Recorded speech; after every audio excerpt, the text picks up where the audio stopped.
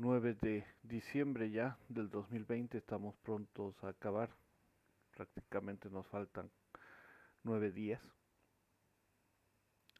Como les comentaba al inicio, hoy día vamos a ver dos temas importantes.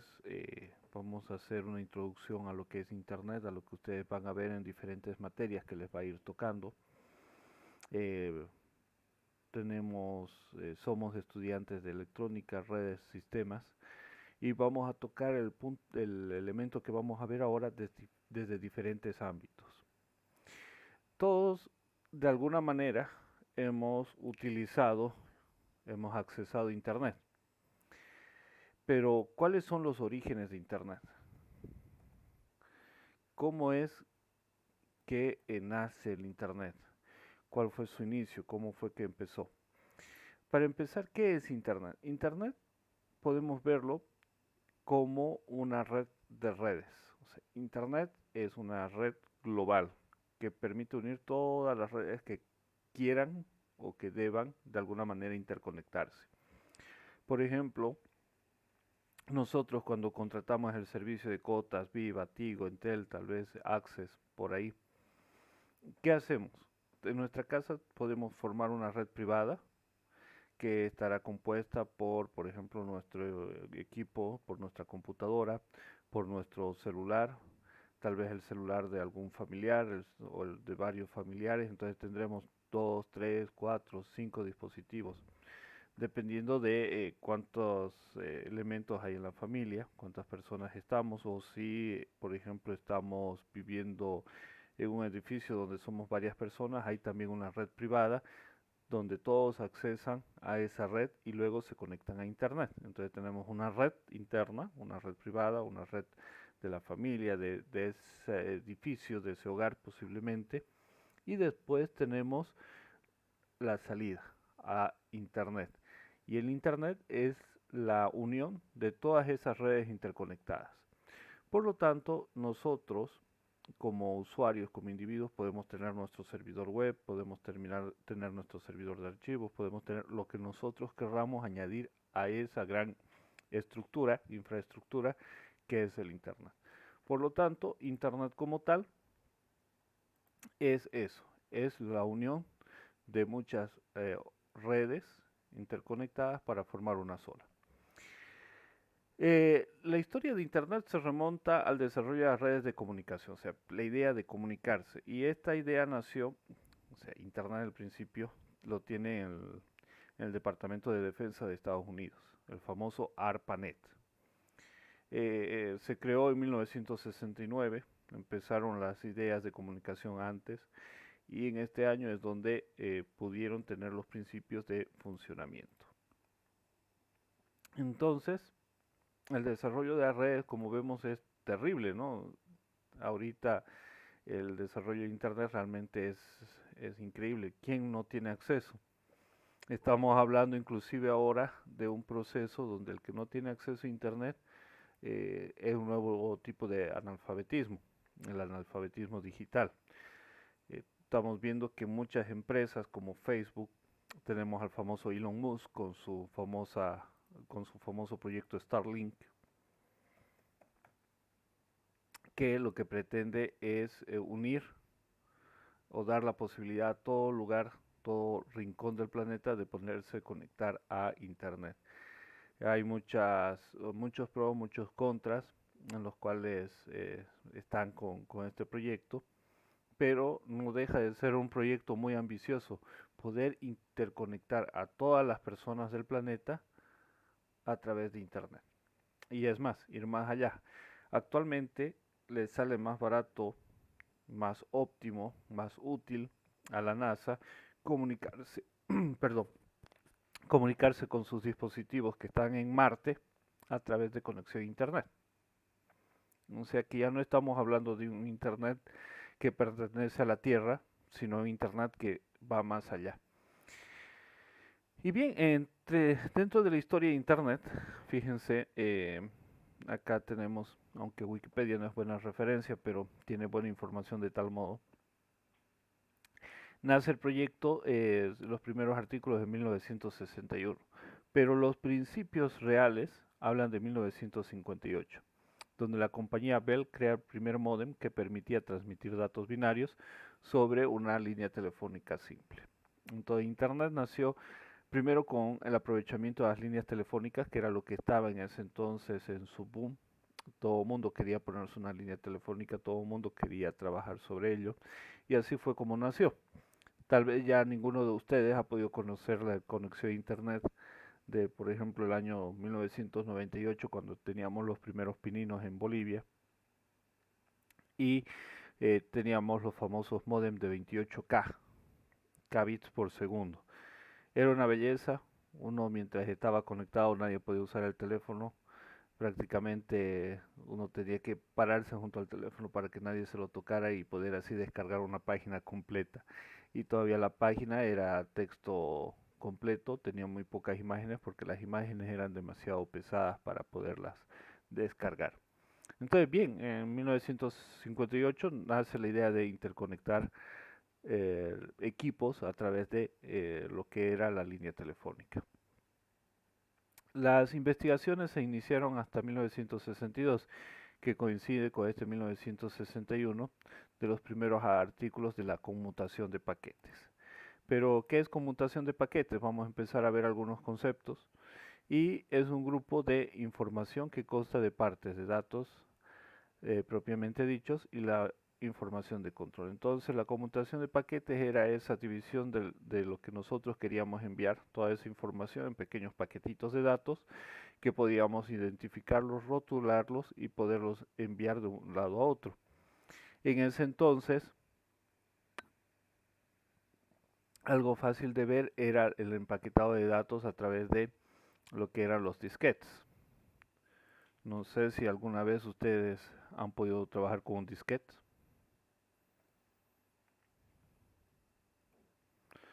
Teníamos de diferentes medidas. Los más utilizados eran estos pequeños y los discos flexibles que nos permitían guardar información, ¿no? Entonces era algo muy bueno. Si se fijan, tenían 80 kilobytes, 3.2 kilobytes, 1.2 kilobytes y 1.44 kilobytes. O sea, no era ni mucho más que ahora no habría comparación. Memoria de Arduino. Pero con eso se trabajaba, con eso se hacían muchas cosas como comentario extra.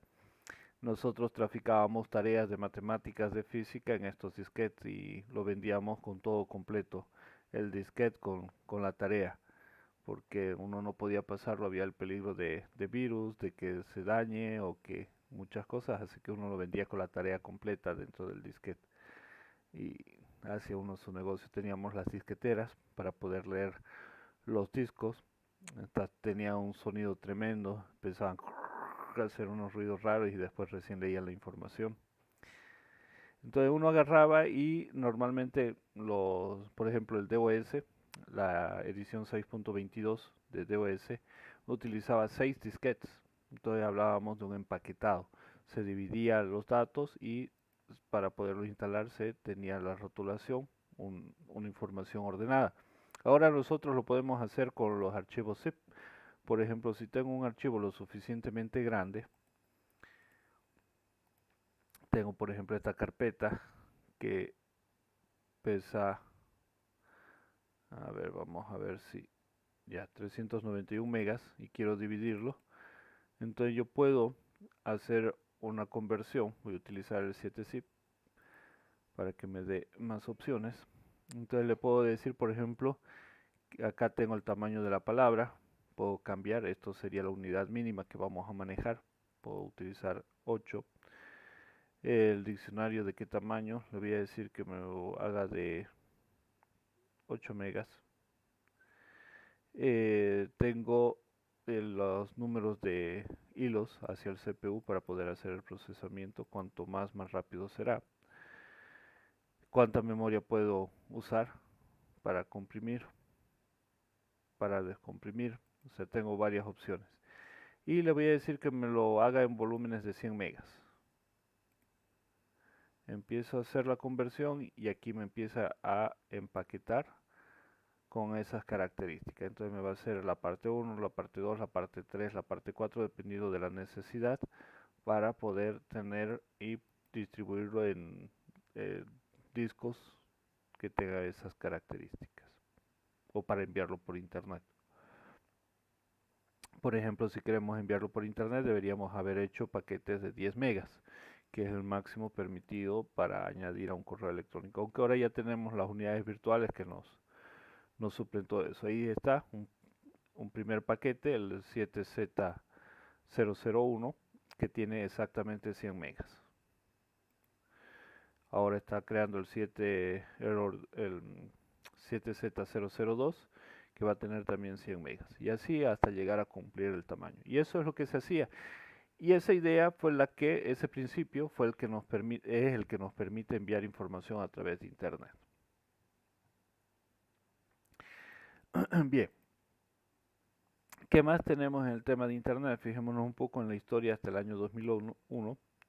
En el 62 inicia la investigación por parte de ARPA, la agencia del Ministerio de Defensa de Estados Unidos, donde este cuate, JC Leck, Carl Roberts, eh, que fue un informático estadounidense, fue uno de los ponentes, de las figuras más importantes de ese momento, ¿no? Por ser uno principalmente de los que trabajó con todos estos proyectos y trabajó sobre la construcción también de los principios de la computadora.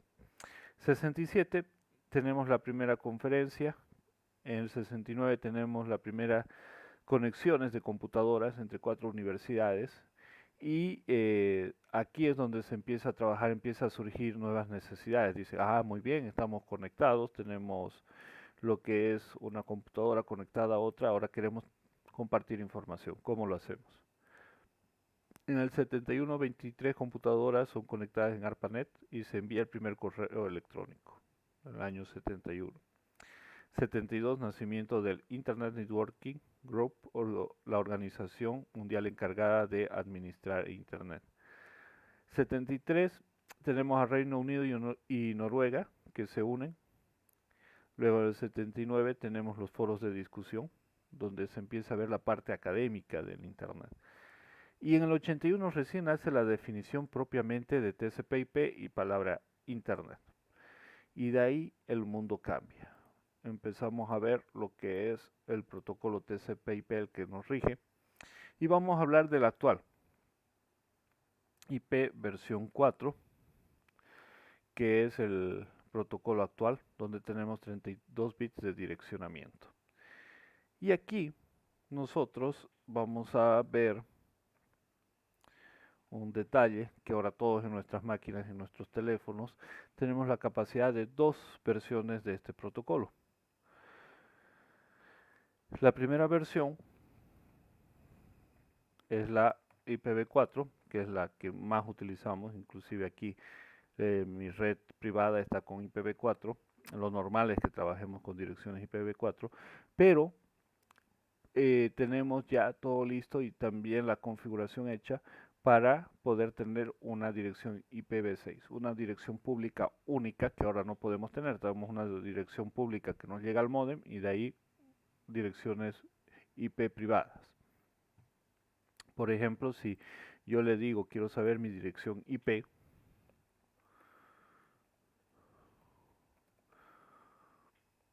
entonces tengo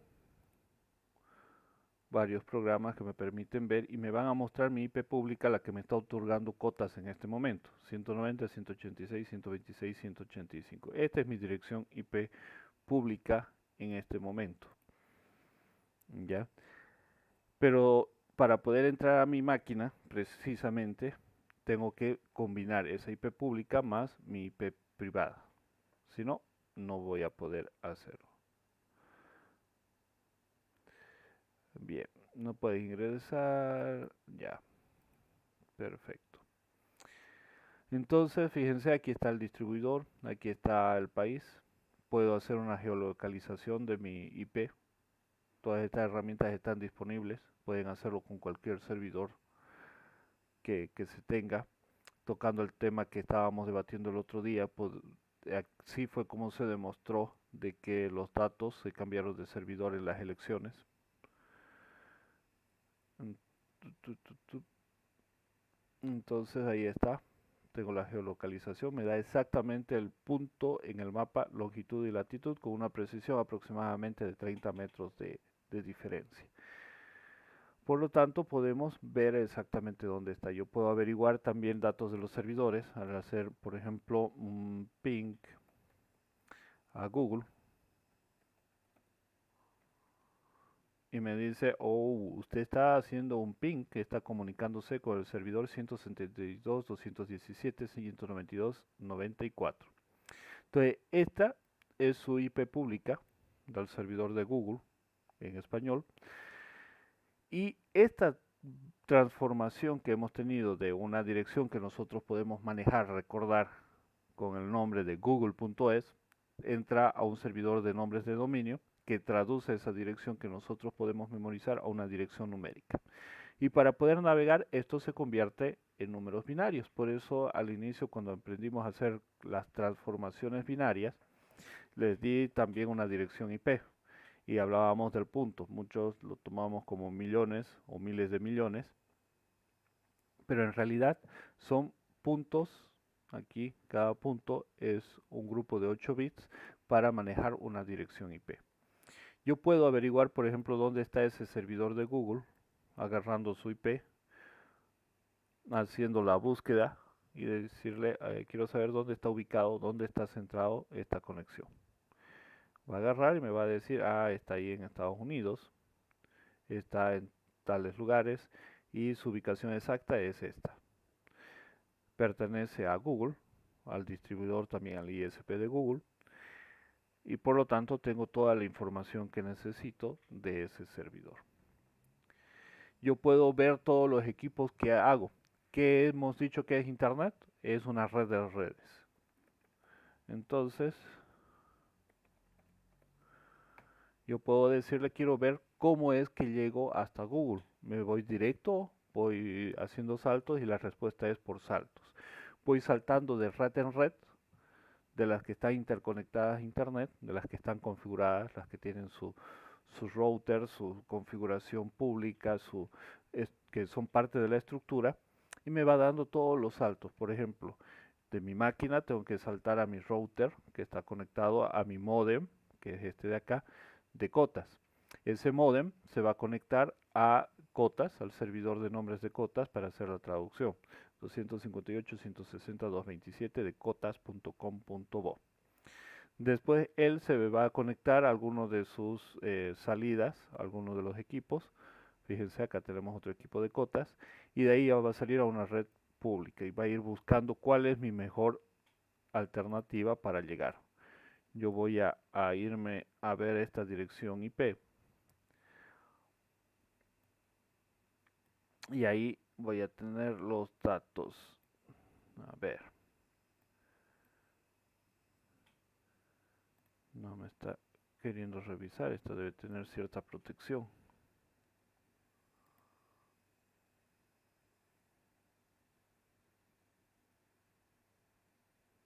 Ahí está. Fíjense que de Cota salté a España de pronto. Entonces me estoy comunicando con España ahí. Pertenece a Telefónica Telxius. Y imagínense, he cruzado. No puede ser España. Hace rato vi un nombre de Madrid, pero esto es México, Guadalajara. A ver aquí, pero aquí dice España. Así que algo por ahí. Móstoles, Alcalá, sí, estos son lugares de España. Bien, acá está Sevilla, creo. Entonces sí, estamos hablando de España. Hemos saltado de cotas, aquí local, y nos hemos conectado de pronto a España. Fíjense que de ahí vamos a ver esta siguiente dirección IP. Vamos a buscarla.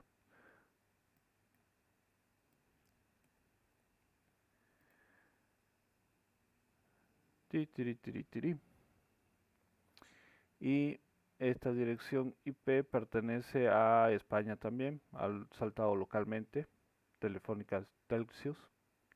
Vamos a ver una dirección por acá abajo. esta de aquí. Vamos a ver si cambia. Fíjense que son varios saltos que da para poder llegar al servidor. Eso es parte del protocolo TCP/IP. Va buscando la mejor ruta y la mejor ruta no quiere decir que se va a ir por el siguiente equipo que está más cerquita, sino que va a ir por el equipo que tiene menos congestionamiento. Y acá ya estamos en Estados Unidos para poder llegar al servidor de Google. Estamos dentro de Estados Unidos. Imagínense, América Latina, Europa, América del Norte. O sea, un viaje por todo el mundo en cuestión de milisegundos. Entonces, este protocolo permite esa conexión, conectar muchas redes, poder acceder a los datos, poder comunicarse, poder tardar el menor tiempo posible, y todo eso se hace de manera automática, gracias a la configuración, a la lógica que tiene todo lo que es el protocolo de Internet. Entonces, como les decía, Internet tenemos dos versiones de este protocolo. Este que ya acabó sus direcciones, IPv4 ya murió en el 2015, ya no tenemos más direcciones públicas para asignar, estamos cuidándolas como oro. Y fíjense que no es que sean poco, porque en 32 bits de datos tenemos cerca de 4.500, 4.700 millones de direcciones. O sea, como que es bastante, pero no nos alcanzó. Se acabaron en el 2015. Por eso nace y entra en juego lo que es el IPv6. IPv6 empieza a construirse allá por el año 90 y pico, la década de los 90, pensando en que se iba a acabar las direcciones de Internet, empiezan a trabajar en un nuevo protocolo mejorado y bueno, trabajan lo que se llama ahora el IPv6, que como les dije, nosotros ya lo tenemos instalado en nuestros equipos. ipconfig nuevamente, y ahí tenemos la dirección IPv6 de mi máquina.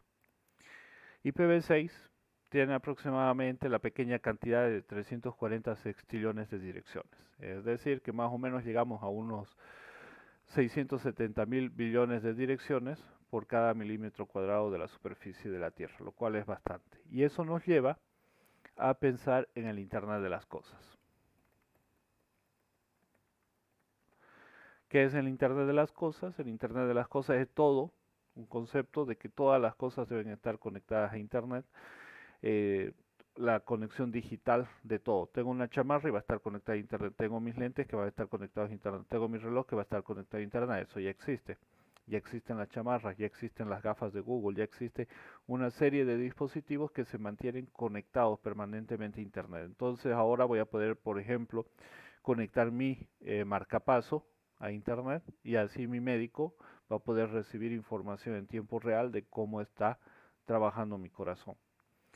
Y ahí entramos nuevamente a con lo que habíamos iniciado, que era el Internet de Starlink, ¿no? Todo interconectado, satélites que van a poder llegar a cada rincón de la Tierra.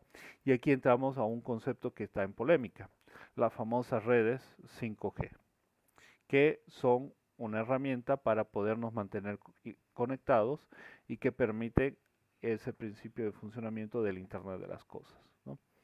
Esta es la quinta generación de tecnologías de redes móviles.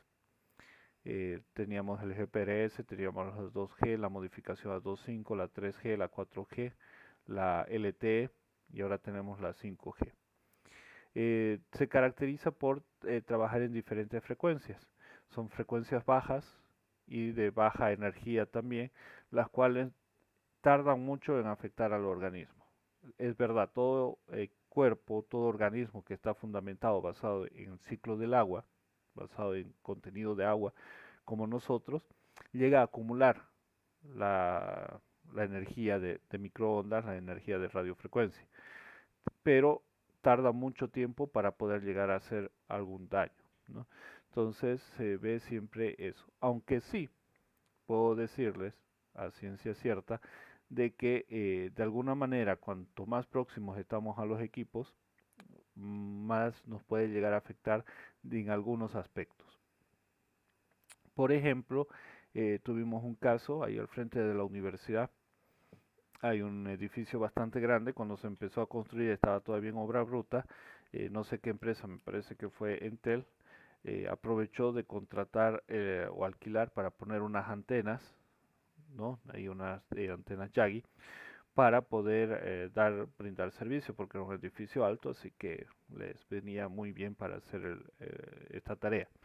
Resulta que los albañiles solamente duraban de 1 a 2 semanas máximo trabajando en ese edificio y se retiraban. ¿Por qué? Porque tenían mucho dolor de cabeza.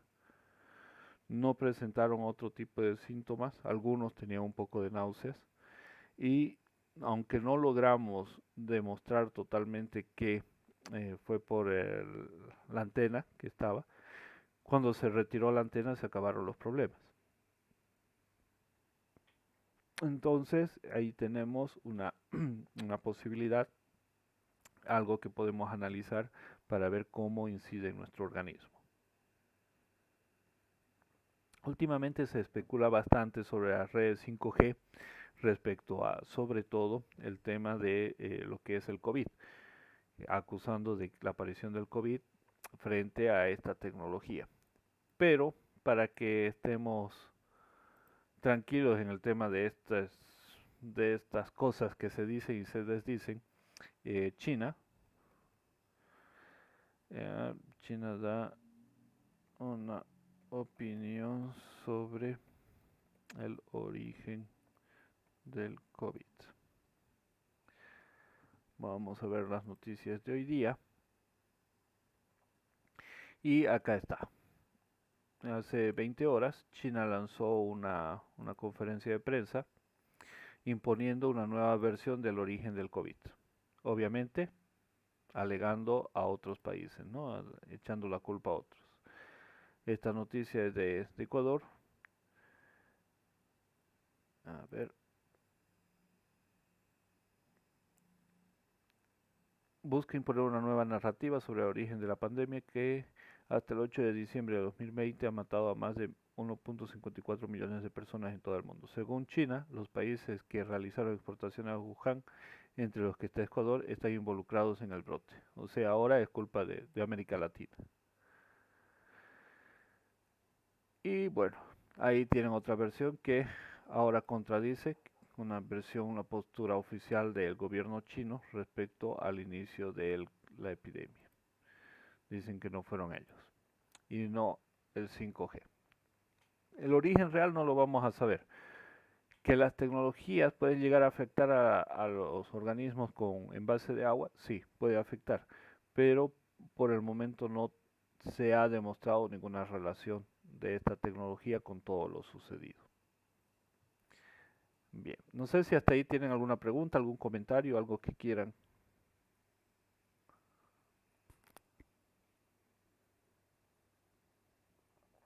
Bien, sigamos entonces. Estábamos hablando de Internet de las Cosas, la aparición del 5G, el proyecto de Elon Musk, lo que es la conmutación de paquetes. Y aquí tenemos un poco hasta el 2001 la explosión de la burbuja de .com, ¿no? Que medio mundo quería conectarse, quería tener su dominio, las empresas, cada persona, inclusive personas, digamos, eh, únicas, tienen su página para mostrar su currículum. Y bueno, todo esto nace por este principio, esta fiebre del Internet, que ahora más que un lujo es una necesidad. Tenemos ciertas empresas que van regulando los ISPs, tenemos la organización principal que va haciendo, divide en continentes, América Latina, el Caribe, Norteamérica, Europa, Asia, África, cada uno con su propia institución para controlar y entregar las direcciones IP, para poder hacer el suministro de direcciones. Y ese más o menos es el principio de Internet, una necesidad de comunicarse para poder enviar información de un extremo a otro. ¿Y cómo lo hace? Bien, yo en este momento les voy a enviar por WhatsApp un documento de texto con dos enlaces o directamente los enlaces para que me revisen. Y uno es de cómo funciona Internet. Este es un video de 5 minutos. En este video van a ver desde que hacemos la escritura, digamos, de la dirección. Y en el otro, que es un poco más antiguo, tal vez tiene mala resolución, pero yo les aconsejo verlo completo. Es un video de 13 minutos que explica muy bien, muy bonito, muy detallado lo que es el funcionamiento del Internet. El tema de los protocolos, de los puertos, cómo se empaqueta, cómo se ensamblan los paquetes que se envían, red física, la parte lógica o nivel físico, lógico, etcétera, etcétera. Bien, esto de China lo vamos a quitar y nos vamos a continuar con Internet de las Cosas. Entonces, Internet de las Cosas que busca mantenernos conectados, todo interconectado, información nuestra. Muchos lo ven como un retroceso y lo ven como una crítica. Es el tema de que va a quitar la privacidad, porque van a saber todo sobre nosotros en cada instante, dónde estamos, con quién estamos, cómo estamos, si nos pasa algo, si estamos asustados, si tenemos hambre, etcétera, etcétera. ¿Por qué? Porque vamos a estar totalmente conectados. Eh, no me gusta tocar el ámbito religioso, pero inclusive se llega a decir de que esto es el famoso principio del, y no es que esté de acuerdo por ese caso, ¿no? Pero lo toco como tema de polémica, del anticristo que va a tomar dominio sobre el mundo. ¿Por qué? Porque se controla, hablan del chip digital que van a poner bajo la piel. Tenemos que analizarlo, verlo, evaluar la situación, leer y tomar una posición frente a todo esto. No lo pongo como religión versus tecnología, sino lo pongo como tecnología versus tecnología, porque es así, ¿no? Los principios religiosos no podrían, no deberían afectar en cierta manera lo que es nuestro criterio de la parte de la ciencia. Y bueno, ahí está Internet de las Cosas, el protocolo IPv6, estábamos hablando, que nace con la idea de suplir a IPv4 y poder tener más direcciones. IPv6, como dato interesante, la dirección IPv6 se maneja en hexadecimal, la IPv4 se maneja en decimal y la computadora termina manejando todo en binario. Así que tenemos que conocer por lo menos esos tres sistemas y hacer las transformaciones de manera rápida para poder trabajar. Tenemos algunos conceptos como multicast, que es la capacidad que tienen las redes para enviar un paquete a muchas de las direcciones que se tiene. IPv4 es diferente a IPv6. IPv4 teníamos una dirección multicast reservada, la última, y se enviaba el paquete y lo recibían todos los equipos de esa red. Ahora, el IPv6 comparte protocolos y características con IPv4, pero incorpora ciertos cambios. ¿Por qué? Porque un multicast de IPv6 habla de 4.2 billones de grupos, ¿no? Entonces es un poco el cambio filosófico y debido a las capacidades. Aumentamos la seguridad, la movilidad. IPv6 nos permita el ruteo, al evitar hacer la triangulación, pero también nos permite hacer otras cosas, porque ahorita nosotros con IPv4 podemos triangular direcciones y saber ubicación exacta. Aquí está el paquete, la cabecera de IPv6 que tiene 40 bytes o 320 bits y tiene estas características, ¿no? Tenemos la versión, la clase de tráfico y una etiqueta de flujo.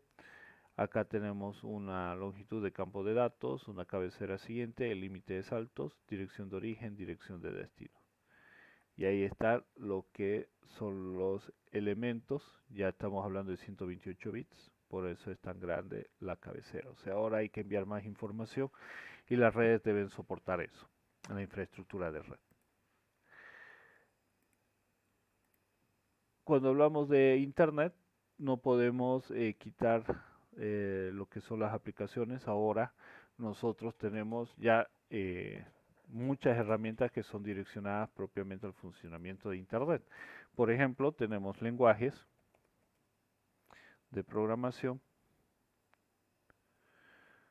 para web, para desarrollo web o desarrollo móvil. Entonces tenemos, por ejemplo, JavaScript. Tenemos también del lado del servidor C, C++, Python, Java, Go, tenemos PHP, tenemos Perl, tenemos Jack, tenemos Ruby. Tenemos una serie de lenguajes que han sido adaptados para trabajar sobre lo que son los navegadores. Y estos lenguajes normalmente se caracterizan por ser multiplataforma. Entonces aquí tenemos Java, JavaScript, según el índice de popularidad, PHP, Python, Ruby, C++, C Sharp, Perl. Si nosotros empezamos a revisar los más utilizados, acá los más utilizados en el 2020, vamos a ver que siempre está la predominación, los lenguajes que son orientados a desarrollo web, los que nos facilitan un poco la vida en el tema multiplataforma. Python, Java, JavaScript. Acá por una dominación de Microsoft, C Sharp, PHP, C y C++, Ruby, Objective-C. Entonces tenemos una tendencia a integrarnos a la nube. Inclusive si ustedes van a comprarse remedios a Pharmacorp y revisan así de curiosidad la pantalla de la computadora, van a ver que trabajan sobre un navegador. Por lo tanto, su sistema está integrado a un navegador. Nunca les dije esto, pero por ejemplo, si ustedes van al sistema de puntos que tienen la computadora disponible y se memorizan la dirección IP, pueden ver hasta los productos de la farmacia. No acceder, pero sí se pueden ver los productos. Bien, entonces esa tendencia nos ha marcado hacia dónde nosotros debemos aprender. Por eso es que iniciamos con lenguajes como C, C++. Empezamos tal vez con un Pascal, como tuvo la experiencia Víctor Hugo, y de ahí vamos cambiando la tendencia para poder llegar a un desarrollo web o un desarrollo móvil. Como dato, el lenguaje que hablábamos, que es Delphi, era uno de los que trabajaba mejor en conexión de red y era muy fácil. Las primeras versiones del sistema de Pharmacorp trabajaba con Delphi. El tema de la magistratura de Bolivia trabaja con Delphi, por si acaso como dato extra. Bien, y eso es básicamente un resumen de lo que es el inicio, el proceso de Internet. Para completar eso, nosotros debemos conocer lo que es el modelo OSI de ISO. El modelo OSI es un modelo que nos relaciona las capas que tenemos para poder trabajar en esta interconexión. Se manejan según el protocolo, pero son siete capas, ¿no? Tenemos una capa física, a ver si lo tenemos en español para que sea más fácil de ver. Tenemos la capa física, que define las características físicas, valga la redundancia, de la red. Ahí nosotros tenemos, por ejemplo, cómo se va a conectar con el cable, cómo se va a transmitir los datos, qué tensión va a ocupar, cuántos bits, a qué frecuencia, etcétera, etcétera. Tenemos la capa de enlace de datos que proporciona un servicio de envío de datos a través del enlace físico. Luego la capa de red, la capa de transporte, capa de sesión, capa de presentación y capa de aplicación. Fíjense que empezamos desde lo más básico, de lo más físico, lo que es el nivel más bajo de comunicación, hasta la capa de aplicación, que es la parte más alta. ¿Sí? Ya es cómo se va a mostrar nuestra información, ya cómo lo está recibiendo el usuario. Entonces pasamos por este proceso de todas estas capas. Entonces fíjense, 1, 2, 3, 4, 5, 6, 7. 7 capas del modelo OSI. Tenemos diferentes detalles, ¿no? El proceso de red, transmisión binaria, representación de los datos, acceso a los medios, comunicación entre hosts, direccionamiento y mejor ruta, y las conexiones de extremo a extremo. Entonces ahí tenemos los elementos. Ahora, por ejemplo, en la comunicación de un paquete, en Packet Tracer, o sea, la organización ya de la información dependiendo del protocolo, dependiendo de las características, une algunas de estas capas y las maneja de manera separada. Por ejemplo, eh, respeta, cuando hablamos de un paquete en Packet Tracer, respeta física, física, enlace de datos, red a red, transporte, transporte, sesión, sesión, pero lo que es presentación y aplicación lo maneja como capa de datos. Y entonces de las 7 capas solamente tiene 1, 2, 3, 4, 5 y 6. ¿Ya?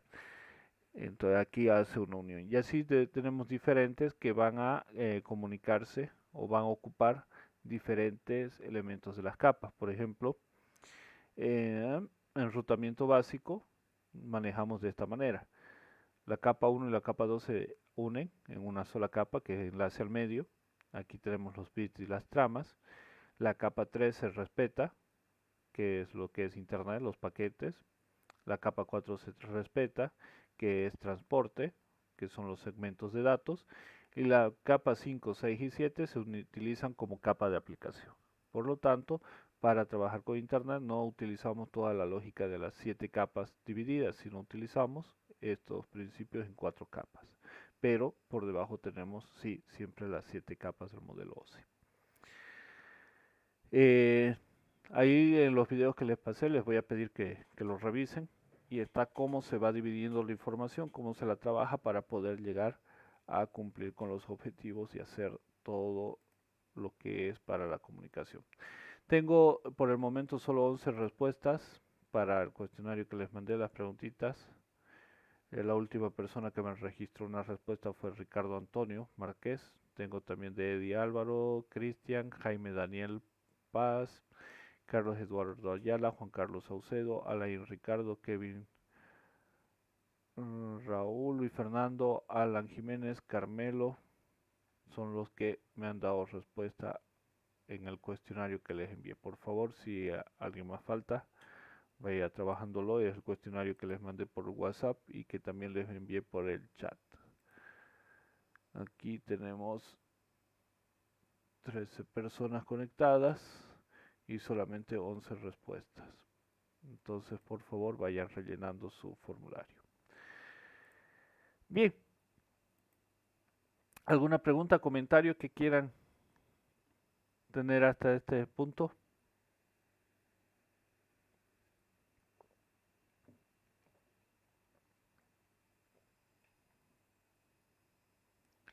Perfecto. Entonces, vamos a tocar ahora otro, otro tema, ¿ya? Que es el tema del proyecto. El proyecto, ya hay algunos que tienen alguna idea trabajada, por lo tanto, para ellos solamente va a ser el tema de la comunicación del documento, básicamente. Acá, permítanme, voy a poner esto, listo. Nosotros necesitamos un documento para presentar el informe. ¿Cuál va a ser la idea del proyecto? El proyecto lo vamos a direccionar a resolver una duda, un problema que tengamos sobre algo que nos gusta. Voy a dar un ejemplo de lo poco que he leído estadísticamente en las respuestas que me han dado. Vamos a utilizarlo para ejemplo. Y según las respuestas, tenemos, a ver, fútbol como elemento más utilizado. Después tenemos alguien que esté interesado en Java, sobre la vacuna del COVID, problemas genéticos, programación para Internet, videojuegos, HTML, paseos al aire libre, practicar voleibol, ninguno. Todos estos problemas pueden ser relacionados con nuestras áreas. Y la idea del proyecto es buscar algo que nos gusta y relacionarlo con un proyecto que nosotros podríamos hacer con programación. ¿Ya? Para ello, les voy a enseñar algunos trucos en Word. Tal vez alguien ya los conoce y pueden saberlos mejor, pero que vamos a utilizarlo para nuestro proyecto. Lo primero es dividir un documento en Word en secciones, lo cual conseguimos yendo a disposición o a diseño dependiendo de la versión de Word que tengan. Vamos a saltos y hacemos un salto de página siguiente. La primera página que vamos a dejar por el momento en blanco está direccionada a la carátula.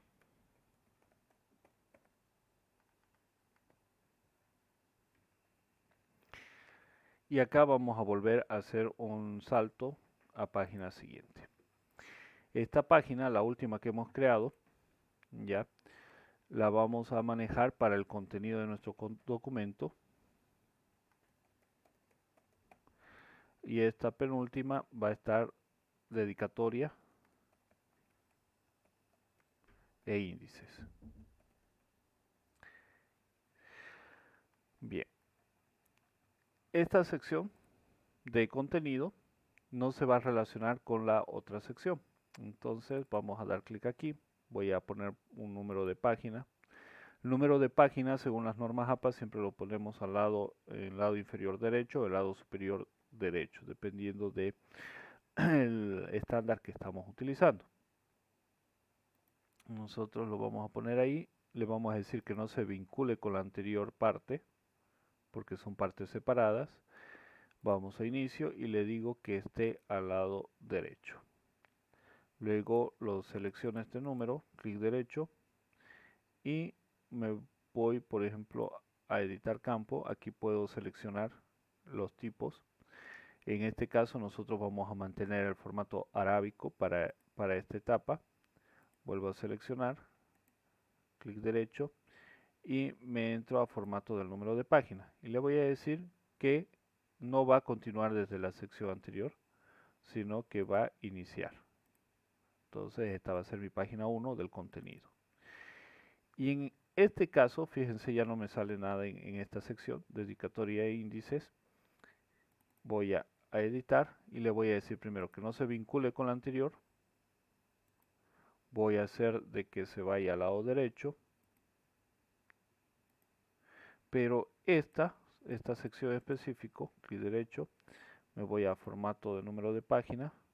Voy a iniciarla también en 1. Pero el formato va a ser romano minúscula, ¿ya? Para esta sección. Entonces tenemos una numeración en romano minúscula. Ahí está. Y la siguiente en arábico. Y la carátula nos lleva página. Entonces nos vamos aquí y borro el número de página que tenía. Listo. Entonces tenemos carátula que nos lleva página. Tenemos la segunda sección índice y dedicatoria, que es romano minúscula.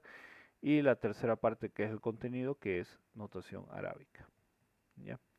Esto les va a servir para toda la carrera y luego para cuando tengan que estar trabajando para presentar todo proyecto, se divide bajo estas normas.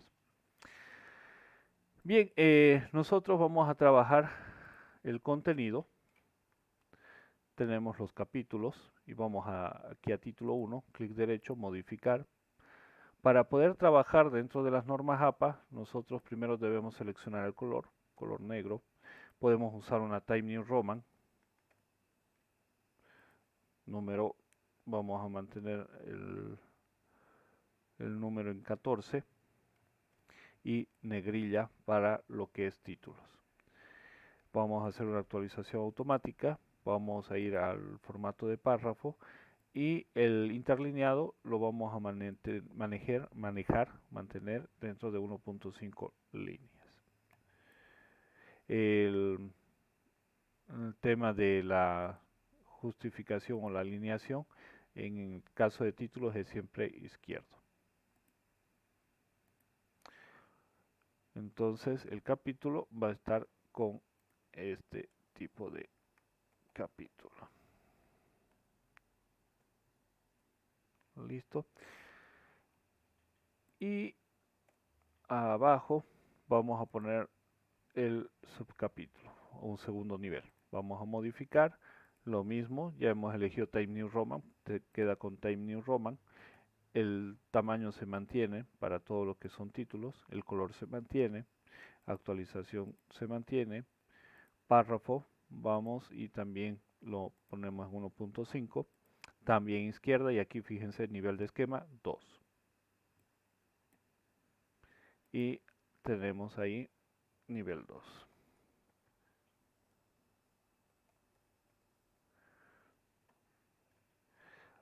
Aquí hay algo que olvidé, que es que tiene que estar en negrilla. Listo, ahora seleccionamos el nivel 2.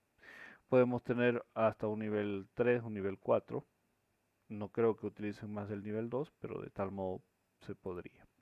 Acá vamos a utilizar el esquema, este.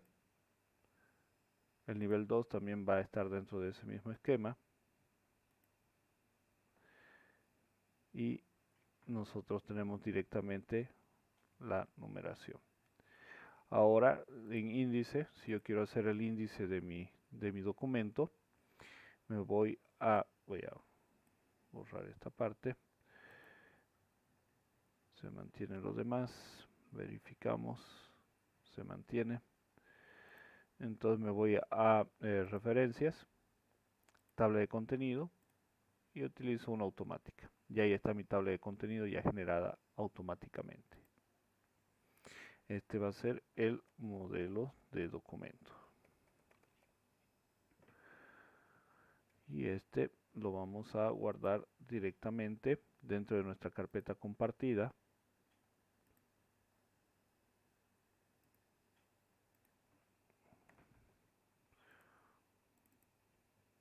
Ciencias de la computación. Y vamos a crear la carpeta proyecto. Dentro del proyecto tenemos modelo de documento. Por favor, para editar el documento les voy a pedir que lo descarguen a su computadora. ¿Ya? No que lo editen en la red. Gracias, Cristian David. Ya me llegó su respuesta. Entonces, tenemos la carátula, tenemos los índices y tenemos el contenido. ¿Qué vamos a colocar nosotros como contenido? El capítulo 1 hace referencia a la problemática. ¿Ya? ¿Qué es la problemática? La problemática, valga la redundancia, se refiere al problema, donde tenemos, primera cosa, una introducción.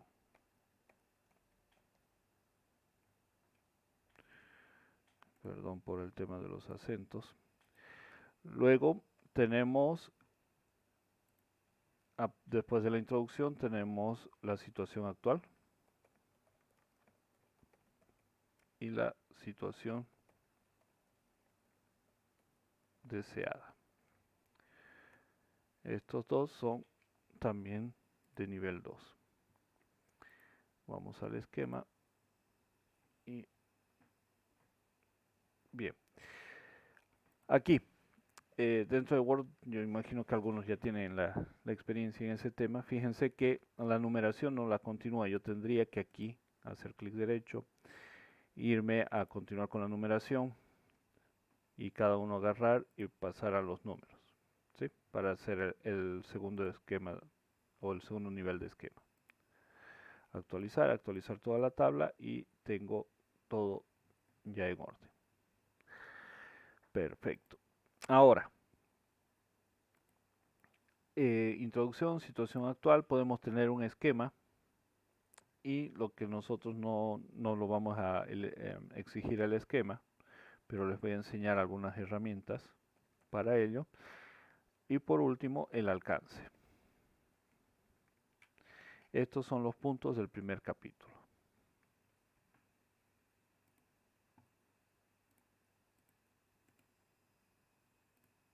Como ven, ya está enlazado. Nosotros hacemos la tabulación y tenemos ya el nivel 2. Aquí también, si yo modifico, puedo entrar dentro de esto. Fíjense que no continúa, clic derecho y le digo continuar con la numeración y ahora sí continúa.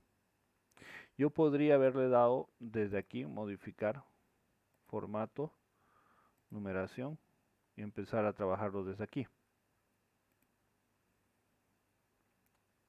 Sí, pero por el momento eso se lo voy a dejar aparte. Aquí nos ponemos en el nivel 2 y entramos. El capítulo 2 nos va a hablar de los objetivos. Tenemos dos objetivos. El primer objetivo, fíjense que ahí nos viene acá a la numeración. Clic derecho y fíjense que ahora nos modificó todo inclusive. Entonces, clic derecho y este tengo que reiniciarlo. Entonces vamos a establecer el valor, continuar a partir de la lista anterior. Fíjense que aquí tenemos la opción para ajustar y ahora iniciamos en el 2 y empezamos y podemos continuar. Si alguien quiere hacer la investigación para hacer la otra numeración, adelante y se los dejamos como punto extra. Bien, acá, ¿por qué me has dividido en dos? Está bien, problemática y objetivos. Problemática y objetivos. Este no debería estar.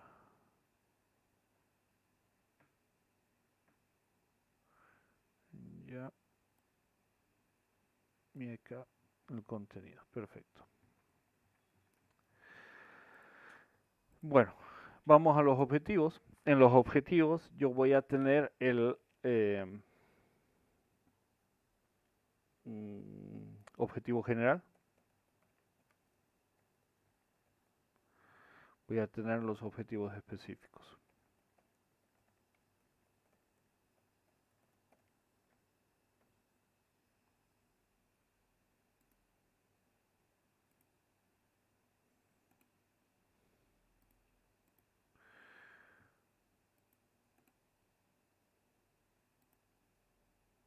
Ya.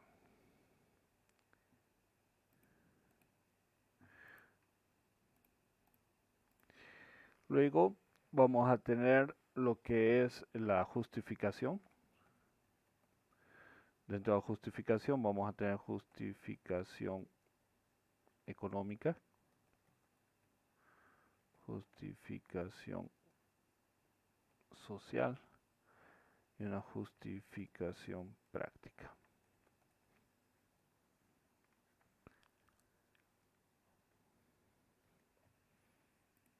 Nivel 2 y nivel 1.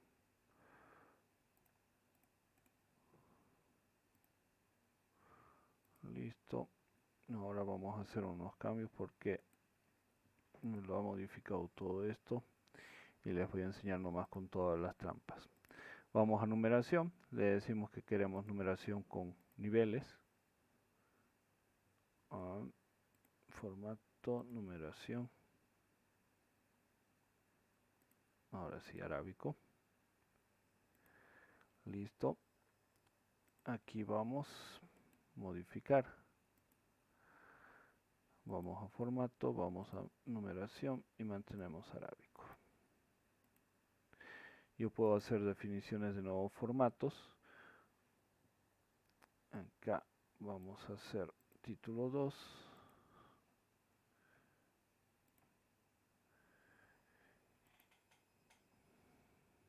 Perfecto.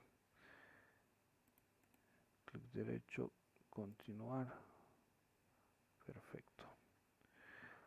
Ahora, este es título 1, este es título 2. Perfecto. Ahora me voy al esquema y recién selecciono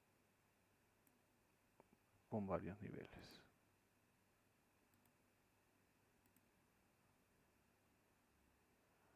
Perfecto. Esto es lo mismo, 3 y ya está. Ahora sí. Entonces, tenemos justificación, justificación económica, social y práctica. Económica. ¿Cómo voy a obtener ganancias de este proyecto? No olviden que free is no free. El software libre no quiere decir gratuito. Yo puedo obtener ganancias económicas al, por ejemplo, vender información. Si hablamos de fútbol, yo podría, por ejemplo, plantear un sistema para mejorar el rendimiento de mis jugadores. Les dejo ahí la idea para que ustedes busquen los principios, cómo podríamos hacerlo desde la programación.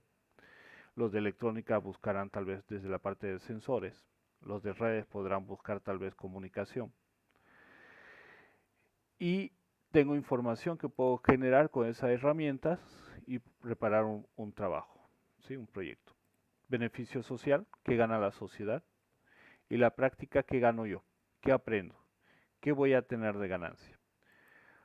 Para los objetivos tenemos una herramienta que se llama la taxonomía de Bloom, que nos ayuda a redactar objetivos. Eso lo vamos a ver mañana con sus ideas ya establecidas, pero me voy adelantando en mostrarles la taxonomía de Bloom, nos ayuda en la redacción de los objetivos. Aquí tenemos unas tablas que según lo que nosotros queremos hacer, si es una evaluación, síntesis, análisis, aplicación, comprensión o conocimiento, podemos utilizar estos verbos. Entonces eso lo vamos a hacer mañana para sus objetivos cuando ya tengan su idea clara. Acá tenemos otro punto que son las delimitaciones.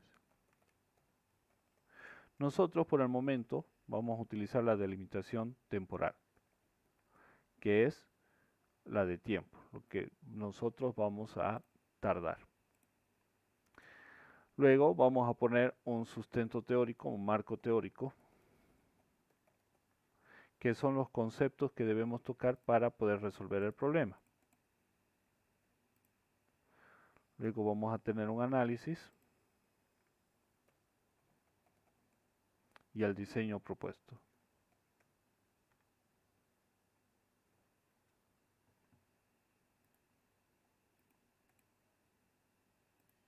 Listo. Básicamente estos van a ser los puntos. Vamos a aprender a rellenarlos, van a ver que no es complicado, pero para ello necesito que ustedes tengan ya la idea de su proyecto. Vamos a hacer algo sencillo. Bien, dos cosas.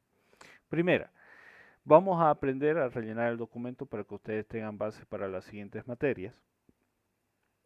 Y dos, vamos a enfocarlo en grupo. El trabajo tiene que ser sí o sí en grupo para poder trabajar. Si alguien está trabajando solo, como sé que hay por ahí alguien que tenía la idea, puede hacerlo, pero intentemos trabajar en grupo, ¿ya? Para podernos ayudar y tener la experiencia desde los diferentes puntos de vista. Segundo, en esta presentación, por el contenido, por el tiempo y por todo ello, el proyecto lo vamos a trabajar a resolver un problema. Lo que puedan hacer de código va a estar bien, pero si no pueden hacer mucho código o no pueden hacer código, también va a estar bien. La calificación, el modo de revisión de este proyecto no va a estar basado netamente en funciona o no funciona, sino va a estar basado en lo que ustedes han podido hacer, desarrollar para el proyecto. ¿Ya? Entonces la calificación no está basada en que les funcione, les corran, no se desesperen por eso.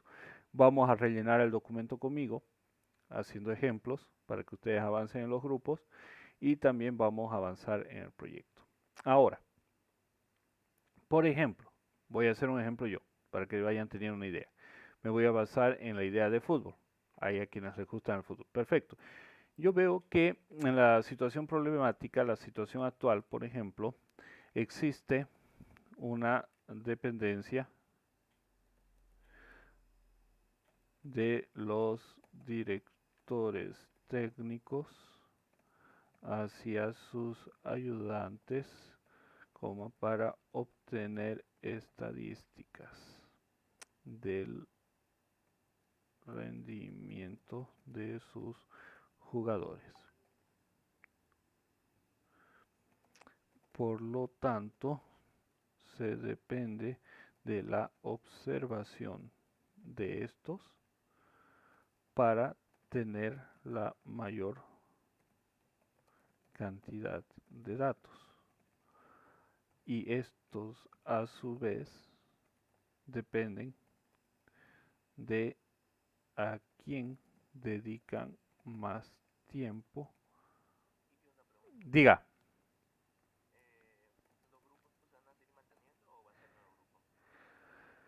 Bien, en el tema de los grupos, pueden mantenerse si están cómodos. Si algún grupo, como ha habido, tiene algún problema, avísenme. ¿Para qué? Para que internamente lo deshagamos y busquemos grupo para las personas, o si quieren dividirlo en dos, también se puede.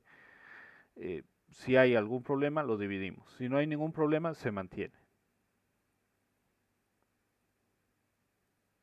¿De acuerdo? Entonces eso está abierto.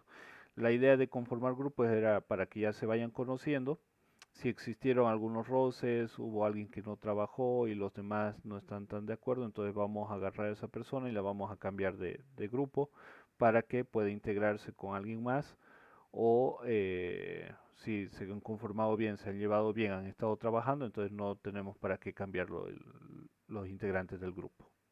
O si alguien se siente incómodo en un grupo y me dice, mire ingeniero, quiero retirarme y quiero irme a otro grupo, de igual manera vamos a ver a esa persona y la integramos en otro grupo. Pero la idea es que vayan trabajando, conociéndose para también trabajar multidisciplinariamente, es decir, que se integren los de electrónica con los de redes y con los de sistemas, porque los proyectos de investigación que van a tener de las diferentes materias va a ser de esa manera.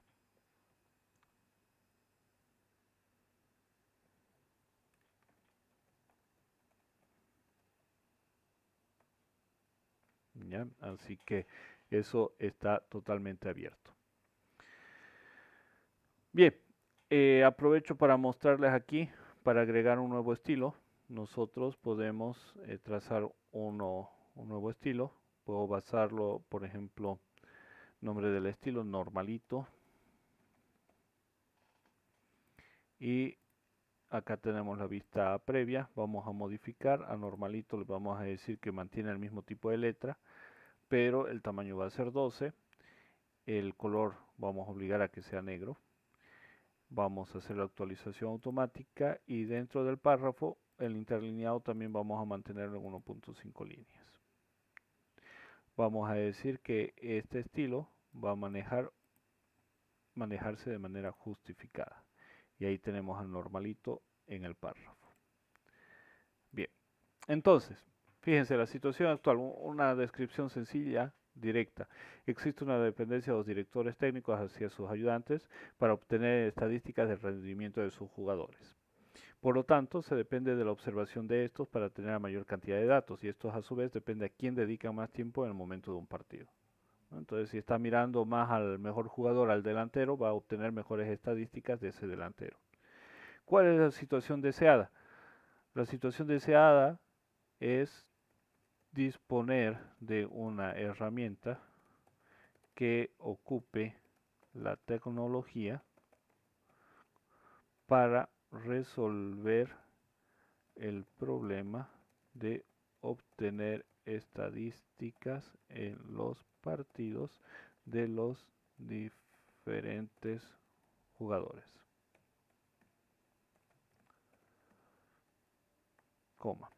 Para ello se plantea un sistema, coma, que combine software y hardware, teniendo un producto que permita conectar sensores en el cuerpo del jugador sin que estos incomoden ni condicionen su rendimiento. Estos sensores deberán estar comunicados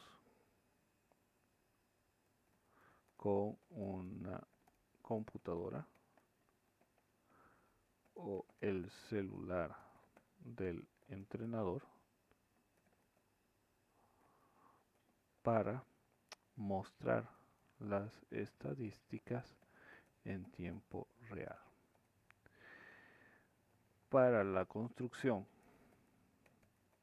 de los sensores se plantea dos puntos.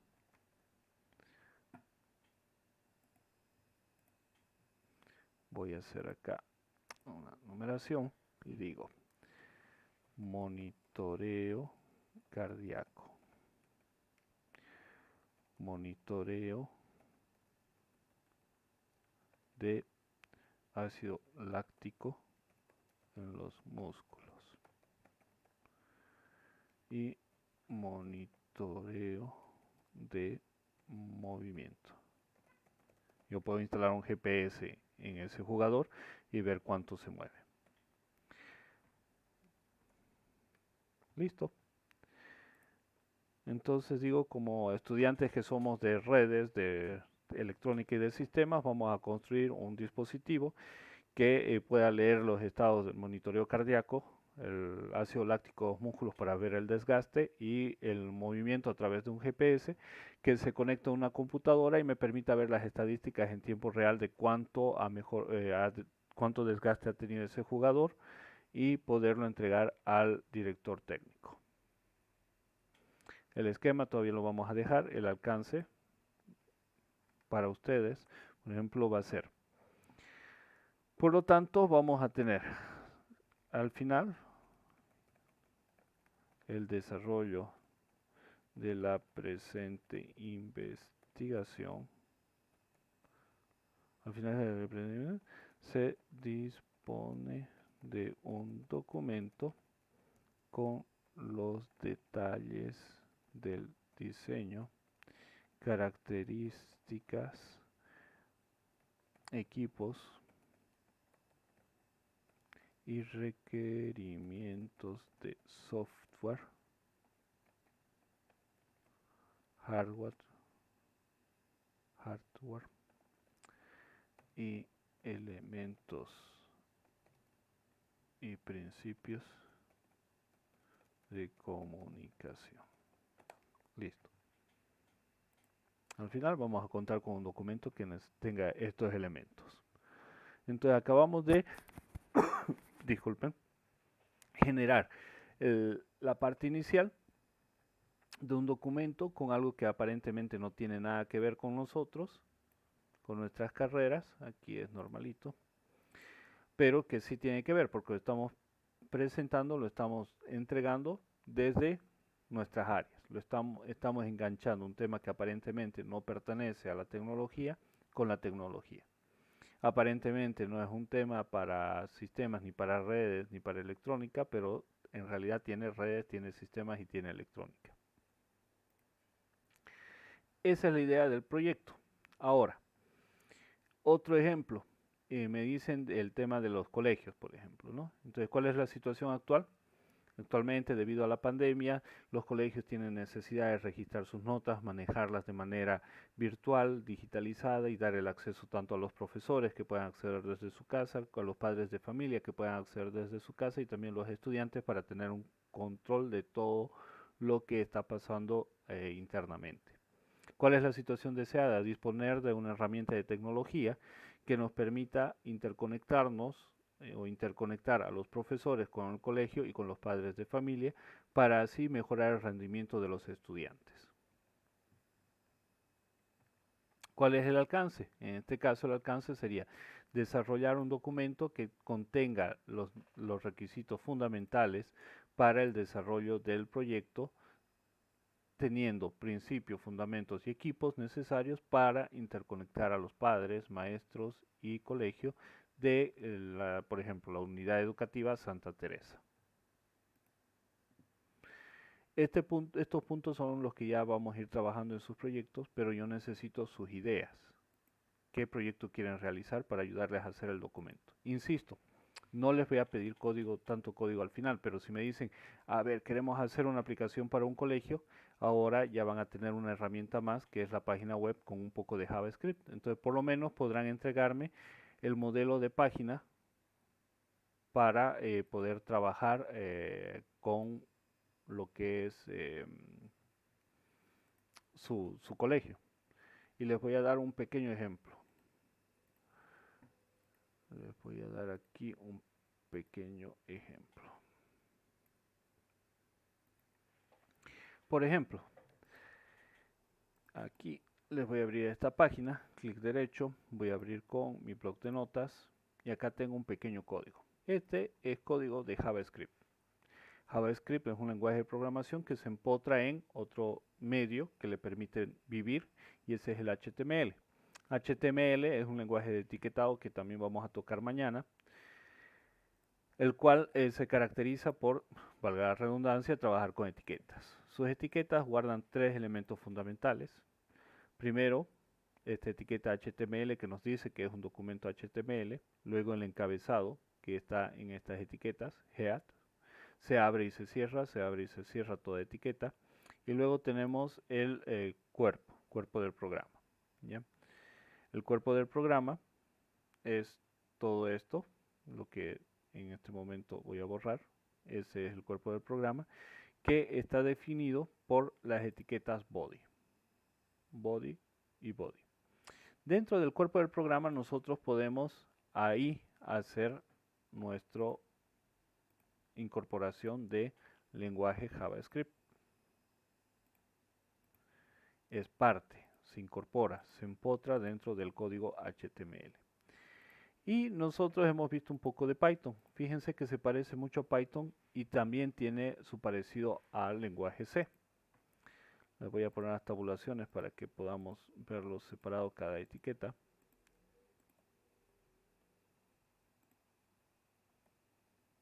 Listo. Entonces tenemos HTML, tenemos el encabezado, tenemos el cuerpo y dentro del cuerpo tenemos JavaScript. Acá estamos diciéndole que vamos a hacer un script. Y este script va a utilizar como lenguaje JavaScript. Y acá declaramos variables. Le decimos que es una variable, pero no necesitamos decirle el tipo. Tenemos entonces la variable nombre y la variable edad. Para obtener la información, fíjense qué parecido que es a Python. La variable toma el valor de, en vez de hacer un input, decimos qué elemento nos va a dar el dato. Y en este caso le estamos diciendo que es un prompt, que es un cajón de texto. Y tiene un mensaje. Nosotros guardamos esta página, lo voy a hacer de nuevo, guardar como. Y le digo, bueno, quiero guardar en mi escritorio, va a ser obtener nombre.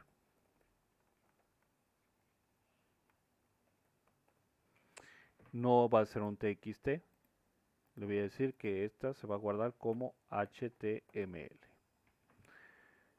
Doy guardar, la cierro y aquí tengo mi página ya reconocida como HTML, obtener nombre. Yo la ejecuto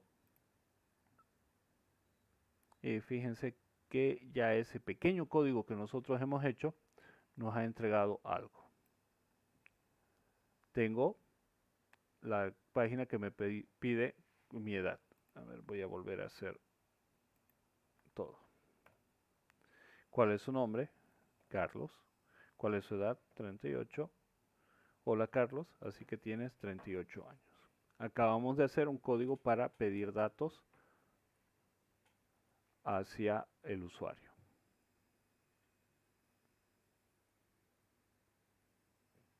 Vamos a empezar a ver este tipo de códigos y esto es lo que vamos a empezar a hacer para que ustedes puedan trabajar. Podrían hacer un módulo, es decir, una librería, un punto H en C++ para, por ejemplo, calcular el promedio de las notas. Entonces ya ese módulo sería el código que ustedes me presentarían. No necesitan hacer todo el código, pero lo que vamos a trabajar es el documento para empezar a trabajar sobre estos puntos. ¿De acuerdo? Ya tienen el modelo del documento guardado. Revísenlo los puntos.